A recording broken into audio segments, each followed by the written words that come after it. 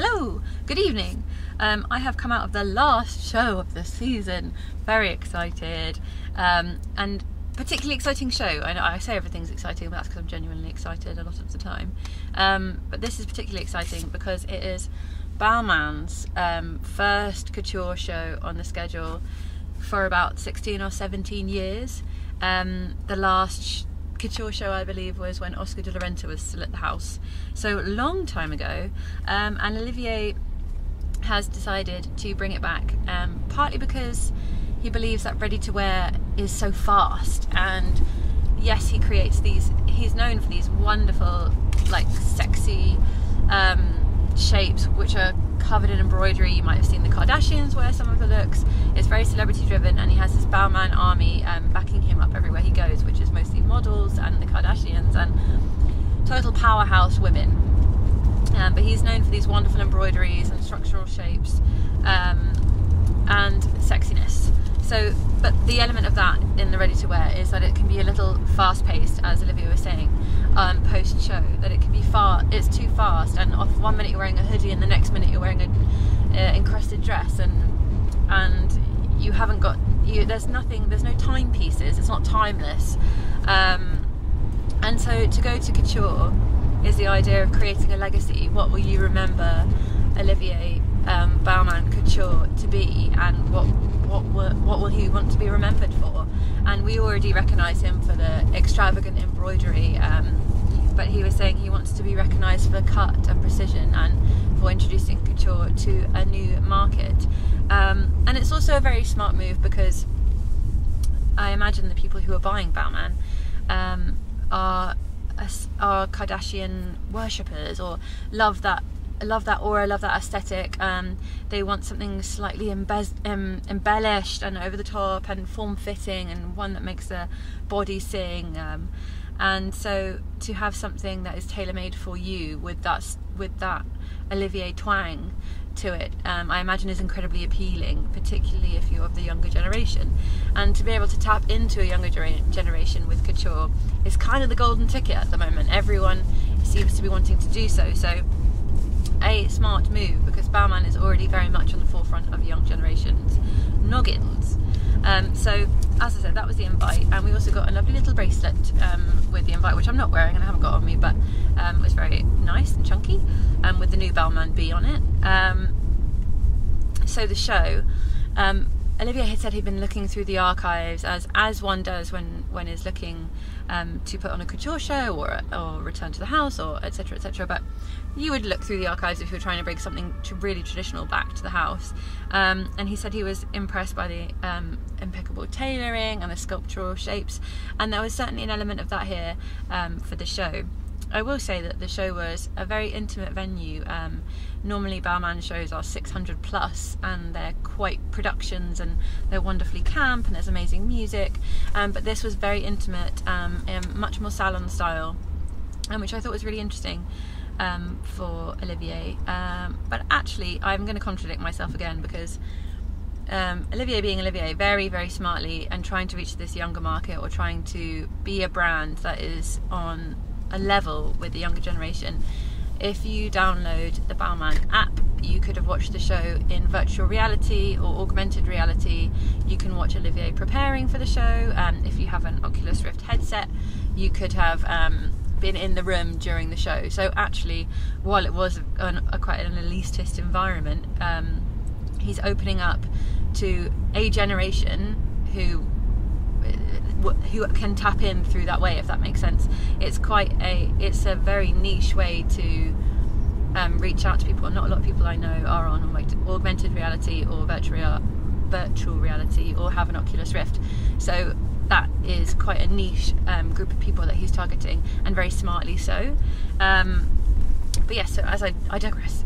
He's tapping into the archive, looking at structural shapes, and there were lots of structural shapes in the show, but pearlescent structural shapes. So as I said, embellishment is and embroidery, very much what we know Olivier at Balmain for, and here structural shapes were circular, as if ginormous pearls attached to the women. Some looks kind of curved to one side, and a hand fell down through the loop, so almost like a strip there and a strip there, and then succinct to the body. The palette is very much baby blues, baby pinks, and it was fueled around this pearlescent, all about the pearls and the Swarovski crystals. I think there were millions of Swarovski crystals in these items. So bulbous pearly shapes, some strappy shapes, lots of beautiful embellishment, as you would expect, and in a really modern twist. I genuinely think there were some wonderful trousers and jeans, and the jeans were encrusted and dripping in pearls and diamonds, but so delicately so, and they had little tears in them, and which made me laugh, because if I wear ripped jeans to my slightly older grandparents who would perhaps be into slightly more designery gear, they say, oh, you would, you know, ripped jeans, or is that the young fashion? But that's quite funny, that duality of having this super traditional couture but with these ripped jeans, and the two merged really beautifully together. The actual styling of these as well, with a kind of a kitten heel and a silver chain over the toe, and then a super extravagant top, exposing quite a lot of flesh, both arms, neck, and I think it was crossbody. That look was really strong, and I really think the jeans are a real selling point, particularly for the Balmain market. I can see the Kardashians wearing them, and I mean that in a very good way. Some slightly not so sure about items. There was a few things I was unsure of. The models were painted all white with white hair, and Olivier was saying that's because they're so supposed to represent sculptures, and I totally get where he's coming from, because he values his casting and his models so highly. He's always been a champion of diversity. The casting was really strong, and he actually said to me post-show that he thinks the casting was perhaps better than the clothes, which I think is a really sweet comment, and I can understand that he's trying to add this timeless element to the models themselves and have them as monuments, and these figures, these forms are to be remembered just as much as the clothes are. But I do think the white was a little bit lost, and some of the looks would have been so much stronger without it.